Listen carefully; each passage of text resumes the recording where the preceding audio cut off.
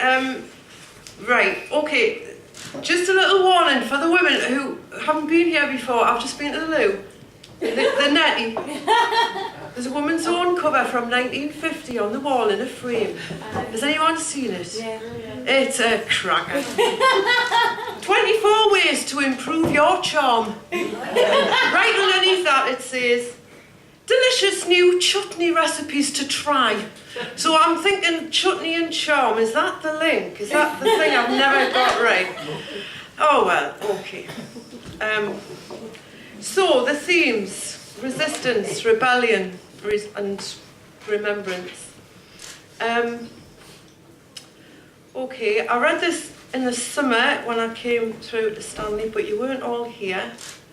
I'm thinking in terms of rebellion in terms of like small personal acts of rebellion, with which my life seems to be scattered, not just acts made by me, but by others. But this is me to start off with. The poem's called The Girl Caught.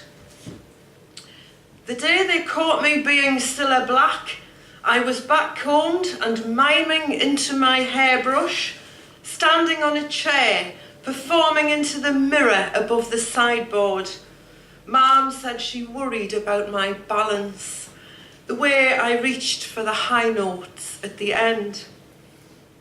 The day they caught me creeping out the door with my beetle skirt, beetle jumper, beetle boots and a bottle of hair straightener stuffed inside my beetle bag, I was headed for Brenda's to do our beetle fringes, get changed and go to the Marge, meet those two lads who both looked like George. The day they caught me cheating in class, sneaking a peep at capital cities on a list up my sleeve, I blamed Janet, who was sitting beside me, quietly copying all my answers.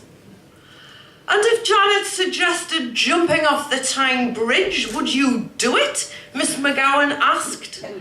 No, miss, I lied, immediately picturing us holding hands, balancing on a girder in floating white dresses and swallow diving together into the river.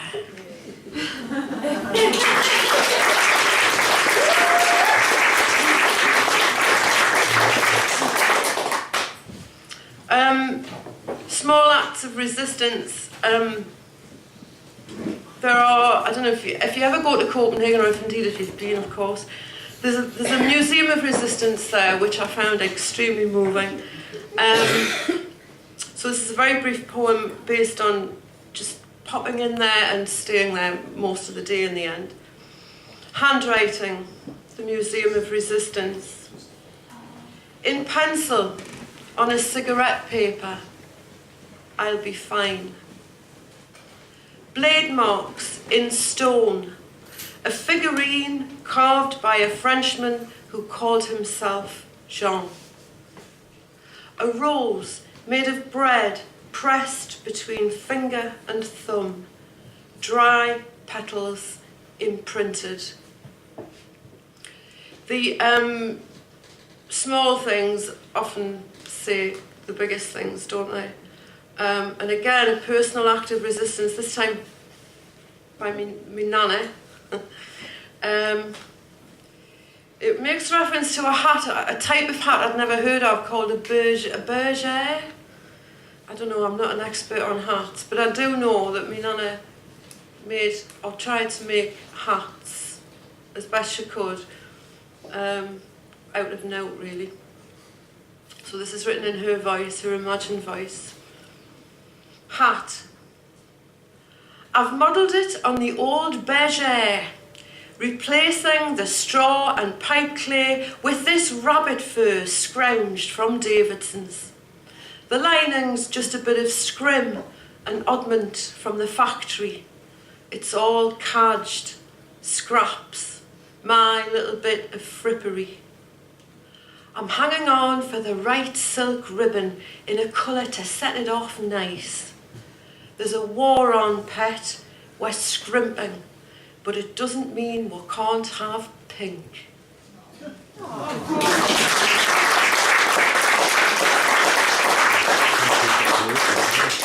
you.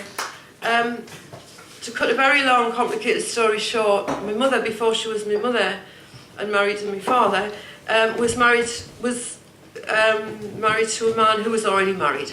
So he was a bigamist. And I wrote a sequence of poems about that. Why I wrote it more than anything was to try and make sense of it. And what came out to me was the courage that it took for a woman in the 1940s to actually get divorced in the end, even though the marriage was never legal, strictly speaking, in the first place. So while she fumbles around in the wrong book, sorry, I've chosen 3 short pieces from that because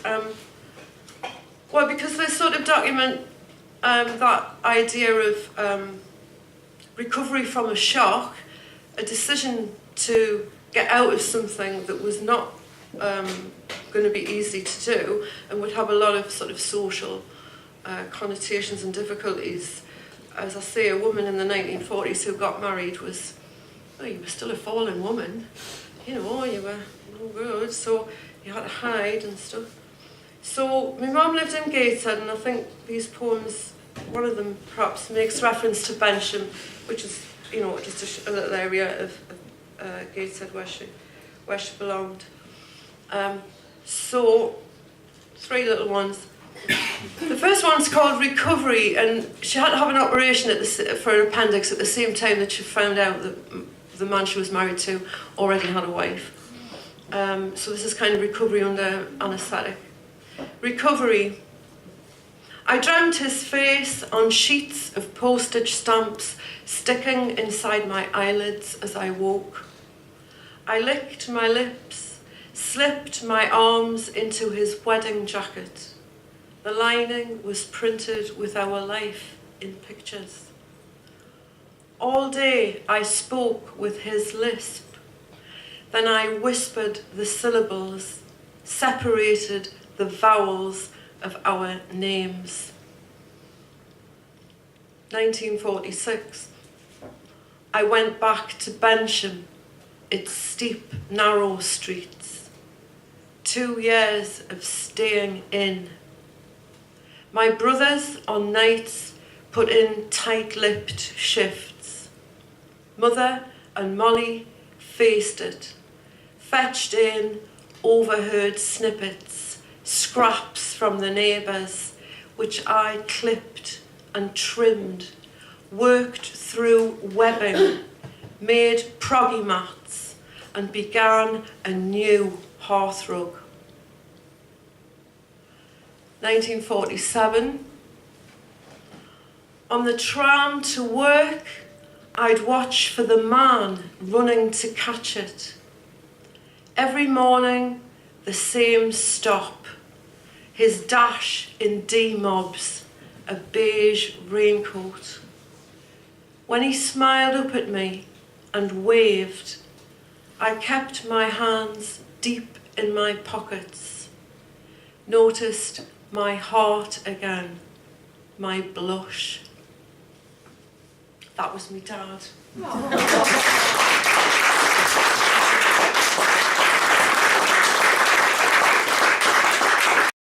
Apparently when he was running for the bus, he was always eating toast as well, but somehow when I wrote that in the poem, it never came out quite right.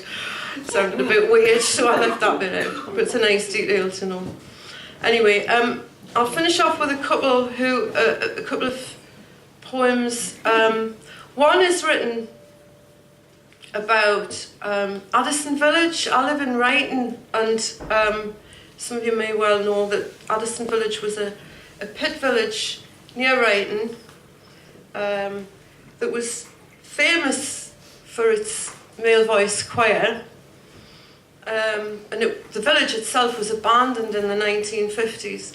So what's left of, just the tracks between two, sort of high row and low row, and no buildings remain. There's a lot of brickwork lying around. And I walk the dogs there quite a bit. So, yeah, and it was famous for its male voice choir. A song of Addison. Two long streets of back-to-back birches. High row, low row, overgrown addresses lost to nettles, accumulations of moss and lichen, the fallen leaves no wind reaches. At the mouth of the old pit tunnel, your dogs hear the voices, ghost notes behind its bricked up throat. It's a very atmospheric place. It's beautiful, even though there's a lot of nettles and there's not a nice tree to be had. You know, there could be. There's no natural growth there, native growth. There's not much sort of holly or anything. But it is incredibly evocative, and the dogs do freak me out a little bit. Sometimes they're reacting to something down there. Okay, so the last sort of little sequence I'm going to read is, not in that book, sorry. A series of little of poems that I put together in memory of, this is the remembrance thing, you know. A man called Fred, who always liked to be called Frederick, and he had an allotment near mine in Wrighton. And in the days when he knew he was dying, he was terminally ill, but he still used to make it up to the allotment and do what he could and sit in the sun. And one day when I was alone with him, I was having a cup of tea, I think, and a rollie, he said, you will look after these plants when I'm gone, won't you? And I just said, yeah. And it was just one of those tiny little moments that are absolutely huge. So, after he died, I did as he'd asked as best I could. Me and a couple of other fellas who come in at the end of these three little sort of short ones. So the first of the three poems I've called Seeds. The seeds he collected have dried inside their sealed manila envelopes, labelled in his old-fashioned hand, cornflower, marigold, love in a mist, saved in a biscuit tin with a rusted lid you ease open, observing the moment of their preservation, the perfect airtight storage. Yourself bringing them to light, scattering some on a freshly dug bed, sowing the rest in warmth under glass. 2. Summer yield. The rainbutt brims green water.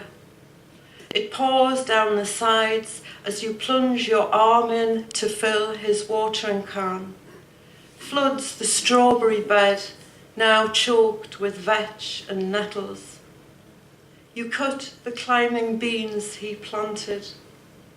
Blue lake. Note his straight rows, how the onions have begun to topple, a sign they're almost ready to be lifted, laid on the soil in the sun, then cleaned, stored. You leave his cabbages to hearten, as he said in spring you should. Cherry tomatoes, sweet peppers, take on their first tinge, then deepen into red. Day after day, yellow cucumber flowers open. And 3, the greenhouse. Jimmy and Bob dismantle it. In one afternoon, it's gone. The earth floor his feet made smooth is darkened by rain as they lift and carry panes through long grass, making a new path to fresh ground where they'll rebuild it to face south. Will fit together again all its sections in a sequence they commit to memory as they work.